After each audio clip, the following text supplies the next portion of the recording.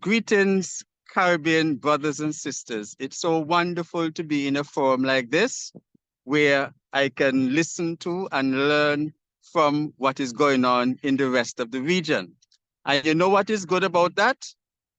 Everything that you're talking about there as a small island and even as a continental territory, much of it we are facing as well. And it shows the commonality, our common history, our common challenge that we continue to face.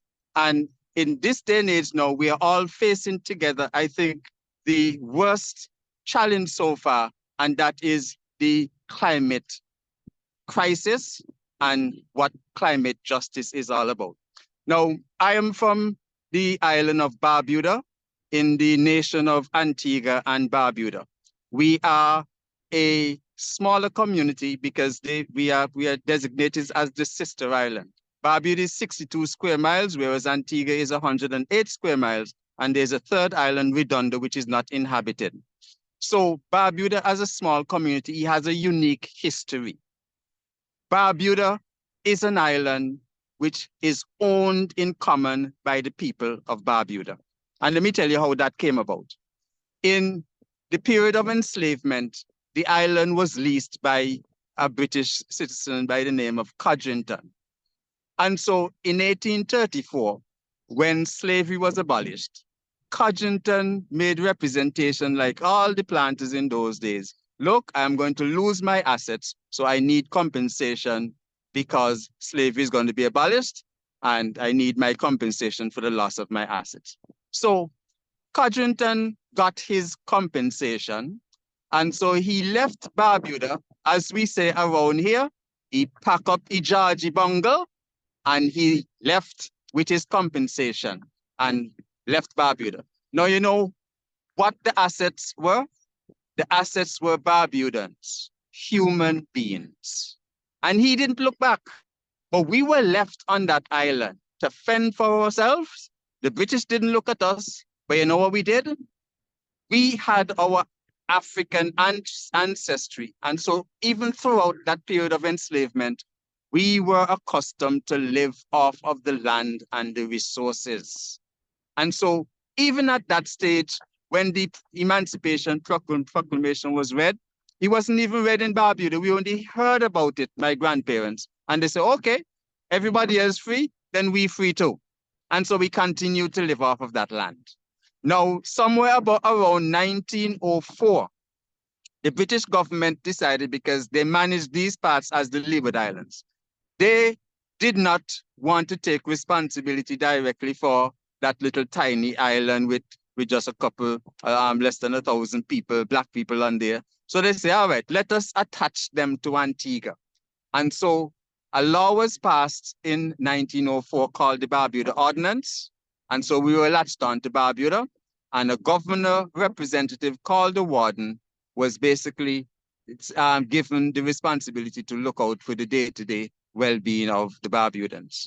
Fast forward to 1976. In 1976, we got passed in the Parliament of Antigua and Barbuda a law which is called the Barbuda Local Government Act. And that law brought into being the Barbuda Council. And let me give you a quote as to what was said in terms of that Barbuda Council. There shall be created a body corporate called the Barbuda Council, which shall have responsibility for the administering of the island of Barbuda. That was 1976. So that essentially formalized, even in a more concrete fashion, the whole concept of communal ownership, all of us owning that land a particular way. So whenever a person, a Barbudan, needed land for farming, he needed land for building his home, he basically, the warden would just allocate a plot of land. You did not have to buy land. Now, fast forward to 2007. Under the then administration, we went even further, and the Barbuda Land Act was created. And that Barbuda Land Act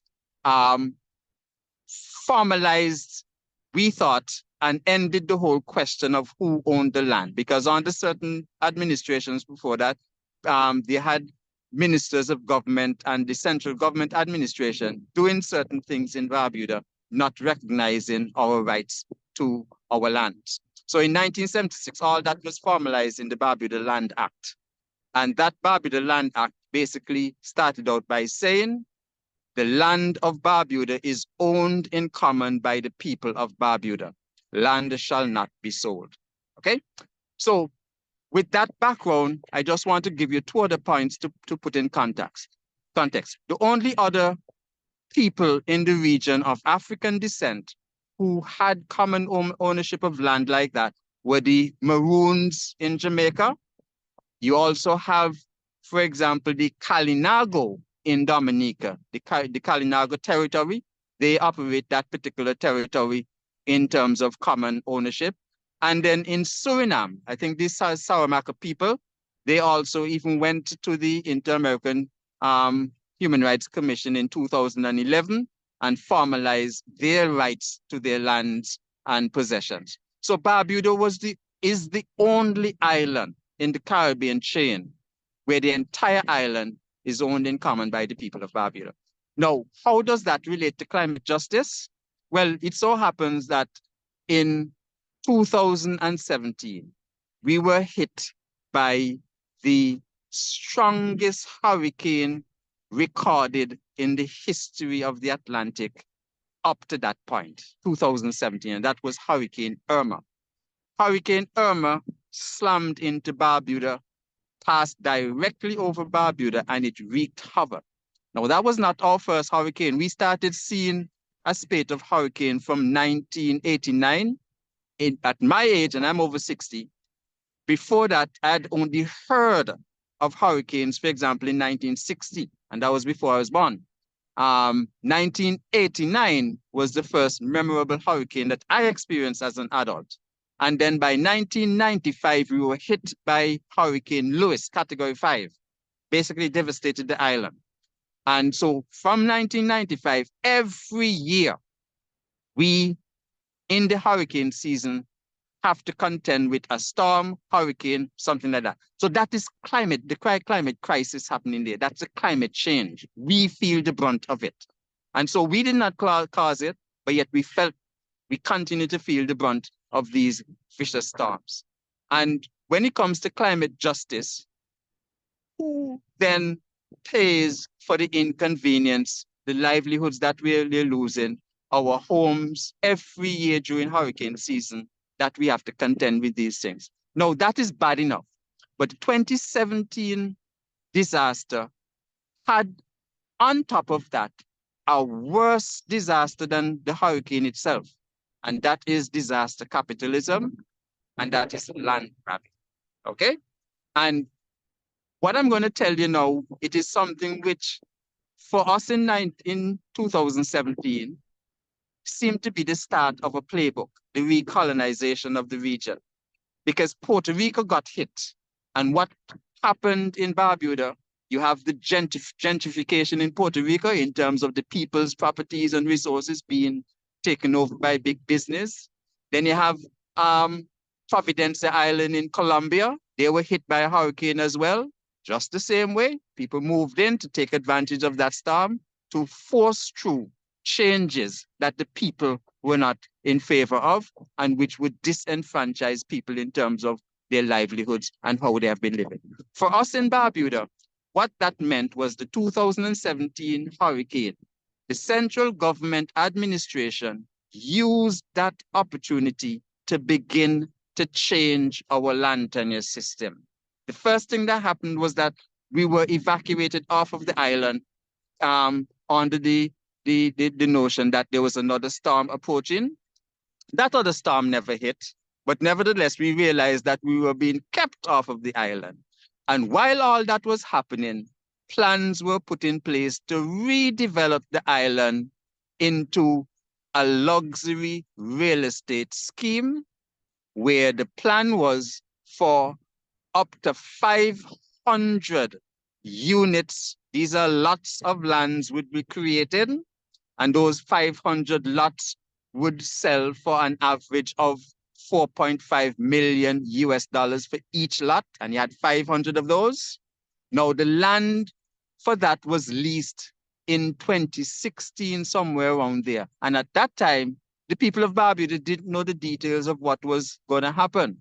But it took the storm, they saw an opportunity, and they said, look, let us just get the people off of this island and let's create a luxury real estate market. So imagine 500 of these luxury lots.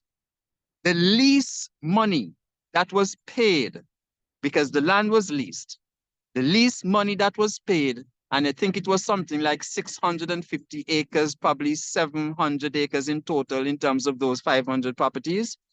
The money that was paid for the first 80 years of the lease, the life of the lease, was 5.6 million US dollars. And there was a clause in the lease as well that 5 million US dollars out of that 5.6 million was to go towards building an airport.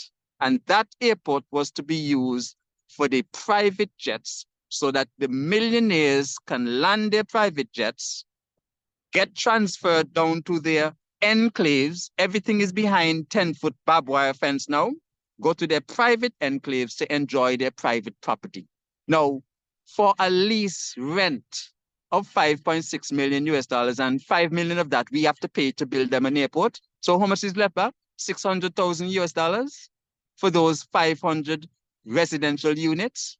You're talking about looking at something like 3-4 billion US dollars in terms of profits.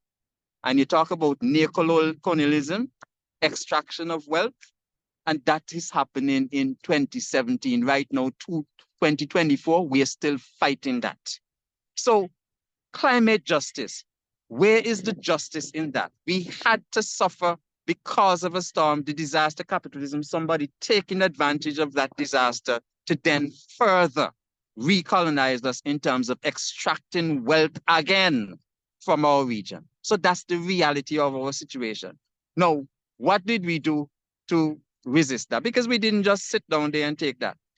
As early as 2017, there was a state of emergency declared which prevented us from coming back to the island, because under a state of emergency, some of your fundamental human rights are curtailed. But luckily for us, under our laws, 30 days is the lifespan of a state of emergency. So when that state of emergency was expired, we as Barbudans began to come back to the island. We were determined we are going to fix back our community in spite of all the obstacles that were put in our way.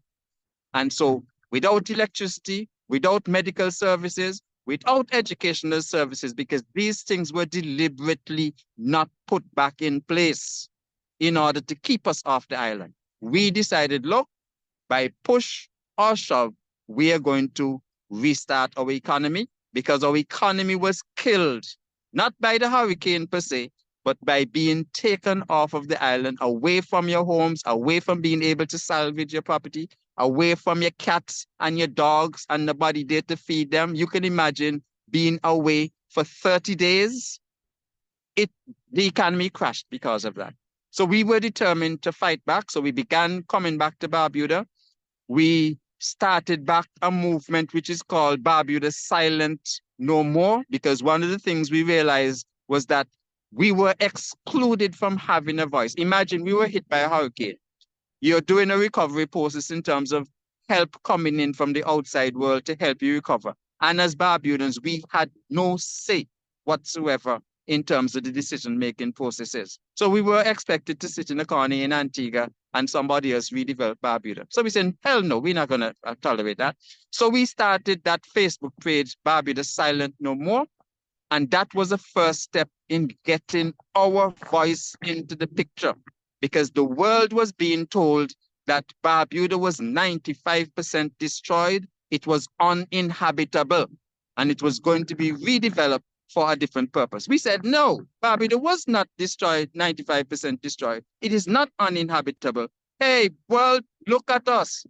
We are in a problem here. We have people which are called disaster capitalists that are pretending to be philanthropists, and they are attempting to take our land and resources away from us. So that was the narrative and message we had to correct on social media. And for all movements throughout the Caribbean, the internet can be a big disadvantage, but it can work in your favor as well. Because by having our voice out there, we were able to tell the rest of the world the truth that was happening. So from since 2017 until now, it has been a battle to maintain our land tenure system. That airport, eventually we challenged it legally in the courts. We were struck down in the lower courts in Antigua and the regional appeal court, in that in one of our appeals, they brought in the notion now that we did not have standing, Jackie Frank and myself, who as private citizens, we were challenging that airport that they were building. And there were lots of environmental problems with that airport. There was no planning permission granted against our planning laws. No environmental impact assessment was done. So we took them to court. And at the Caribbean Appeal Court, they brought in this notion that we didn't have standing. So we said, no, we could not leave it there. So we went to our final appellate court, which was the Privy Council in November last year. And we received a verdict in February this year, February 27th, to say that we do have standing. What that did was to prevent not only us as Barbudan, but everybody else under the jurisprudence of the Privy Council from that precedent being set, where ordinary people had a right to challenge things that were going to be preventing them from enjoying a healthy environment, which is a human right. So that monumental victory at the Privy Council means that we can continue fighting. Now, I want to draw to your attention, one of the things we did as well was to form networks. And so one of the first network we formed was the Stronger Caribbean Together, because we realized what was happening in Barbuda, disaster capitalism, land grabs, that seems to be a pattern now being used by government to disinherit peoples from their land and resources. So strongercaribbeantogether.org, look up on that page. It brings together people from Belize, Puerto Rico, Grenada, Providencia in Colombia, and other islands throughout the region, Jamaica as well, in terms of joining together, sharing ideas, sharing information, and supporting each other in resisting what is happening throughout the region in terms of the climate injustice that is going on. So Stronger Caribbean Together is another page you can look up. We also launched a Save Barbuda page, savebarbuda.org. We have an Instagram page, and we use the Instagram to send out messages, to send pictures so that the rest of the world can see what is going on. Because you cannot get justice when things are happening in the dark, and the powers that be, they do things, they inflict a lot of injustice, especially if you do not have a voice, and only by united. So Barbuda Land Rights Committee, we have formed ourselves into an organization. We are part of the Stronger Caribbean Together network, and in working that way, NGOs, civil society organization, ordinary people, we have to band together and support each other in terms of seeking climate justice. That Escazú Agreement is another foundation, and these are things that we need to be aware of and support each other in going forward. So that is our story, Caribbean brothers and sisters, and everybody else from the rest of the world, our supporter on this planet Earth. Happy to be here today in terms of this forum, so we can all give encouragement to each other, support each other, support the vision, one common vision. We have one common region, one common planet Earth in terms of coming out of these climate injustice that we have to fight. Thank you